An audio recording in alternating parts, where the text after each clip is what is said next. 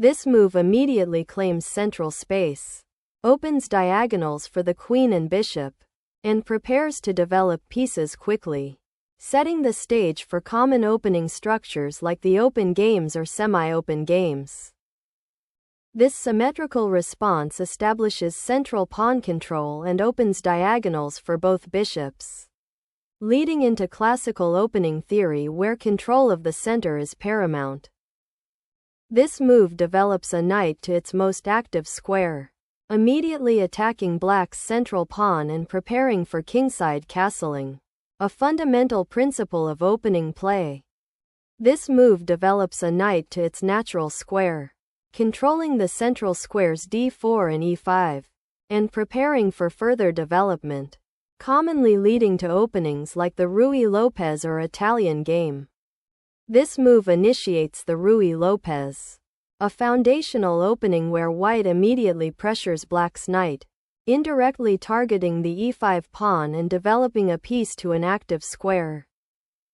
This move, 3, a6, challenges the white bishop and forces a decision, often leading to the Raul-Lopez exchange variation or a variation where white maintains the bishop pair by retreating. This retreat maintains pressure on black's center and preserves the bishop's influence on the long diagonal, often seen in Raul-Lopez variations. This move develops another piece aggressively, directly attacking white's e4 pawn and initiating a counterattack within the Raul-Lopez opening. Castling kingside solidifies the king and prepares to connect the rooks, a fundamental developing maneuver in this Raul-Lopez opening. This developing move prepares to castle kingside, solidifying black's king safety and bringing the bishop into a more active position to support the center. This move prepares to reinforce the center and potentially create opportunities on the kingside by unpinning the knight on f3 and opening the e-file for future action. This move forces white's bishop to retreat again, gaining space on the queenside and preparing to develop the queenside pieces. This move prepares to retreat the bishop from the pawn advance, maintaining its influence on the long diagonal while avoiding an exchange that would benefit black's development. This move solidifies the pawn center and prepares to contest the important d-file, a common strategic goal in the Raul-Lopez. This move prepares to reinforce the d4 square, allowing white to potentially advance their central pawns and gain more space.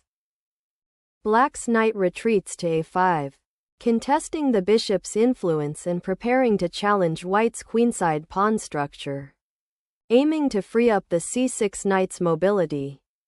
The bishop retreats to c2, preserving the bishop and preparing to support a future d4 push, a typical plan in the Raul-Lopez to challenge black's queenside space advantage. This move aims to immediately challenge white's central pawn structure and gain space on the queenside, leading to a Raul-Lopez Morphy defense, classical variation. This move opens the center, challenging black's pawn chain and creating dynamic play by aiming to exploit the open lines for white's pieces. This move prepares to contest the center by challenging white's central pawn majority and potentially opening lines for black's queenside pieces. This move prevents black from developing the bishop to g4, which would disrupt white's kingside pawn structure and potentially create attacking chances. This move prepares to challenge white's central control by developing the bishop to a square where it influences the d6-h2 diagonal and can later support a pawn advance or exchange on c3. This move pins the black knight, preventing it from supporting the d-pawn and potentially preparing to exchange it to weaken black's central control.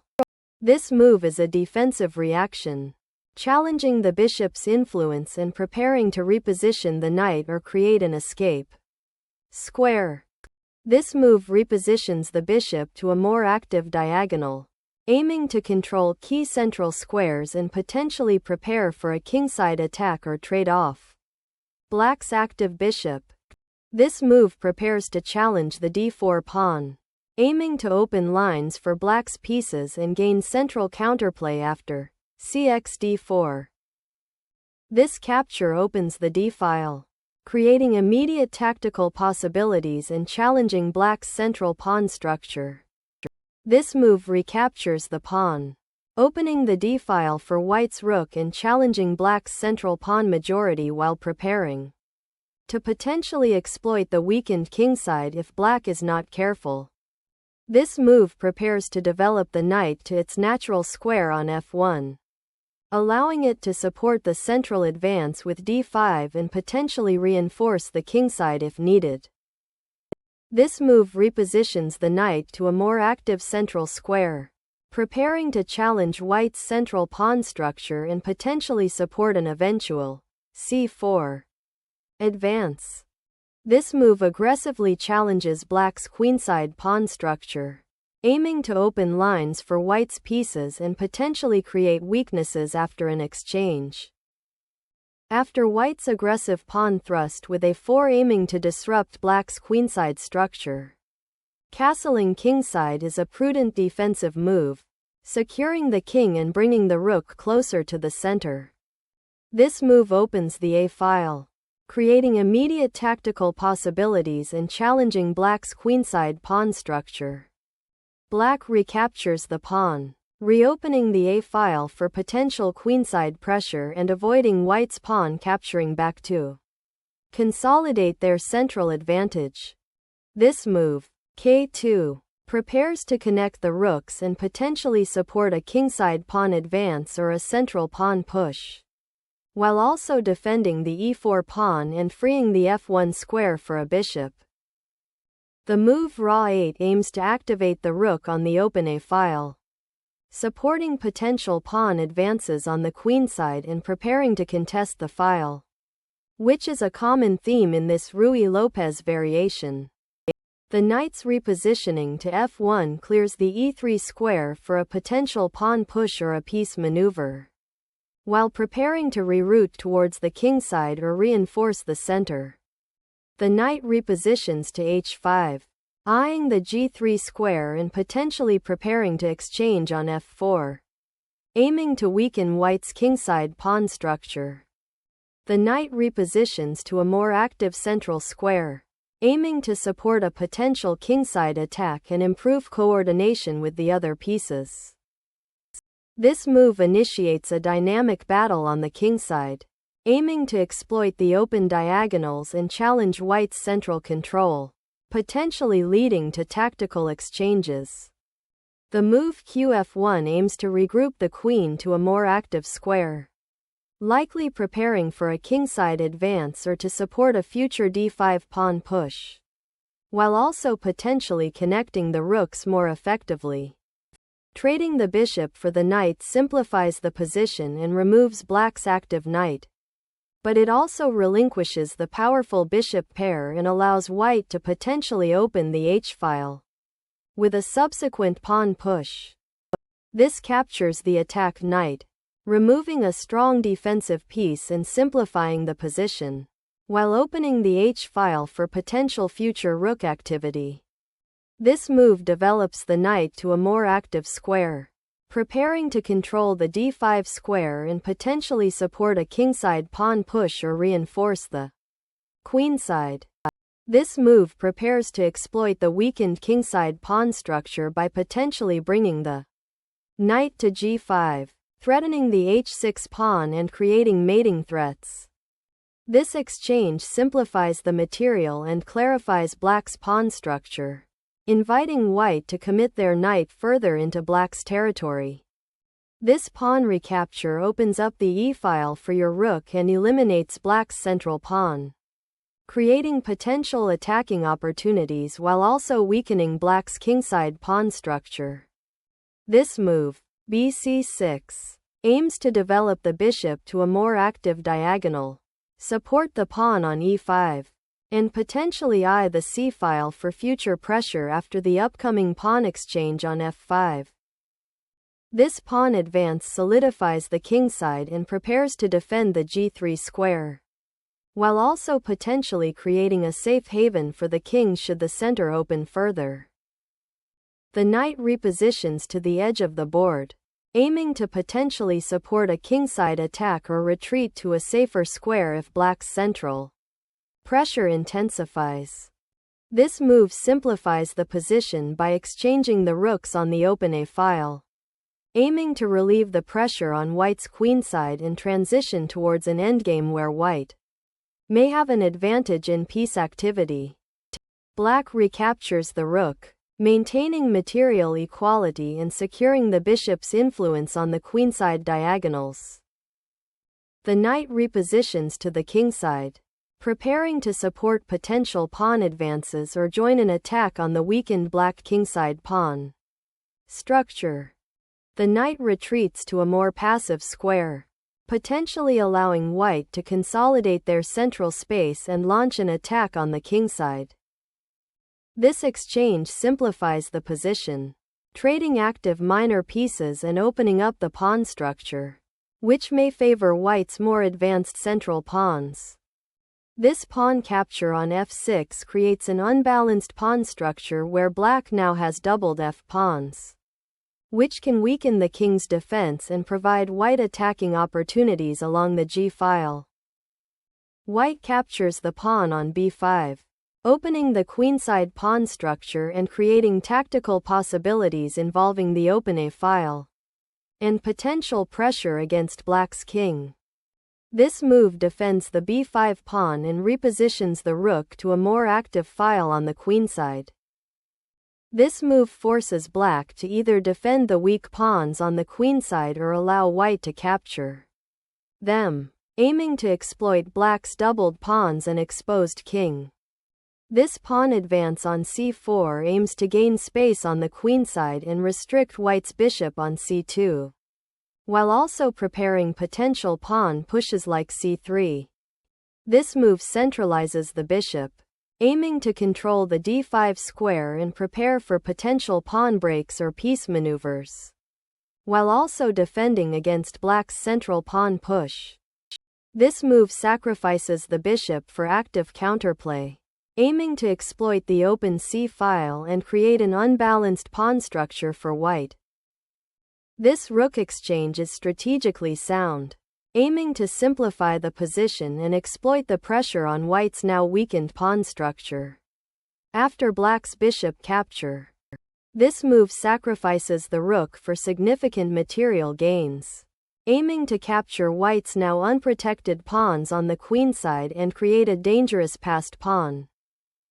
This move capitalizes on black's misplaced rook, reclaiming material and opening lines for white's attack after black's strategically questionable 32 rxb2. This move activates the queen to contest the open c-file and potentially support a pawn advance on the queenside. This move is a strategic win of material, exploiting white's queen's pressure on black's weak c4 pawn while simultaneously threatening the rook on b2. This move activates the queen to threaten the vulnerable c4 pawn and prepares to contest the c-file, which will become important after white's queen moves. This move seeks to simplify the position by trading queens, potentially leading to a more manageable endgame where white's slightly better pawn structure on the queenside could become relevant. This move forces white to defend the vulnerable pawn on c4 and opens up potential counterplay for black along the a-file, while also eyeing the weak pawn on g3. This move aims to exchange queens, simplifying into a favorable endgame where white's connected passed pawns on the queenside and the active rook on the 7th rank offer significant winning chances. The move reinforces the queenside pressure and threatens to exploit the weakness on the c4 pawn, while also preparing for potential further piece exchanges or repositioning.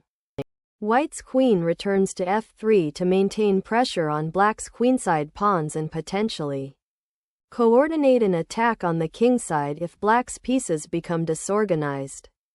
The move 37, Ca6 reiterates the queen's position, suggesting black is waiting for white to make a decisive commitment rather than taking further initiative. This move initiates a decisive tactical sequence, forcing the black king into a vulnerable position and preparing to exploit the open g-file for a checkmate attack. The move is essential for king's safety, moving him away from the dangerous open g-file and potential checks from the white queen. The king repositions to a safer square on g2, anticipating potential checks and offering more flexibility for future defensive maneuvers. This move repositions the queen to a more active square, preparing to defend the king and potentially support a pawn advance on the queenside. This move repositions the rook to an active file, aiming to challenge black's control of the c-file and potentially exploit weaknesses if black's king becomes exposed. Black's queen moves to a2, maintaining pressure on the queenside and preparing to contest the a-file which white currently controls with their rook. This move prepares to bring the rook into the attack on the kingside and potentially create mating threats against black's king, which is currently exposed. The rook's maneuver to the first rank achieves a critical consolidation, enabling it to potentially attack the vulnerable black queen and support a future kingside advance. This move aims to reinforce the pawn chain and potentially advance the c-pawn, aiming to create passed pawns on the queenside and restrict black's piece activity. The move aims to reposition the queen to a more active square, potentially eyeing weaknesses on the kingside or preparing for further pawn advances. This queen move aims to activate the queen to the central dark squares and potentially attack weaknesses on the kingside, while also preparing to defend against black's aggressive queenside pawn push by occupying the d5 square. This move brings the rook back to a more active square, potentially preparing to challenge white's queen or support a future pawn push, while also reinforcing the defense of the kingside. This move aggressively pushes the c-pawn, aiming to create a passed pawn and disrupt black's queenside structure, forcing a decisive confrontation for control of the critical central squares. This move looks to activate the rook on the second rank, aiming to contest the c-file and potentially support a future pawn push or coordinate with the queen. The rook on b4 exerts pressure on black's queenside pawns and eyes the potentially weak 7th rank, while also preparing to support a pawn advance or join a central attack. The move Ca2 repositions the queen to a more active square, aiming to exploit potential weaknesses around white's king and support a pawn push with rc1, while also preparing to contest the a-file. This exchange of queens simplifies the position dramatically, leaving white with a slight material advantage in the pawn-heavy endgame and the potential to exploit black's less active pieces. White has just captured black's rook with their queen, and black responds by capturing white's queen with their rook, leading to an exchange of queens and simplifying the position into an endgame. This move aims to activate the rook on the open c-file, potentially pressuring black's queenside pawns and preparing to defend the 7th rank. This move seeks to centralize the king and prepare for potential pawn advances on the kingside, a common endgame strategy when there are no immediate threats. The move creates a passed pawn on the c-file, which will become a dangerous attacking force if it can be advanced further. With the endgame fast approaching, black's crucial task is to activate the rook on a8 to contest the open c-file, which is now even more threatening for white due to the pawn on c6. This move advances the passed pawn, aiming to create a queen and force black to defend passively. The move c7 by white has created a passed pawn, and black's immediate task is to prevent it from advancing further. as it poses a significant threat to the king. This move prepares to activate the king, aiming to support the pawn advance and potentially participate in the endgame fight. The player is moving their king to a more active square, preparing to support the rook on the c-file and potentially participate in the endgame action as the position simplifies. This move is a strong defensive maneuver to stop black's passed pawn from advancing further on the c-file. This move continues white's active defense, aiming to exploit the passed pawn on c7 by transferring pieces to the queenside and potentially creating threats against black's king.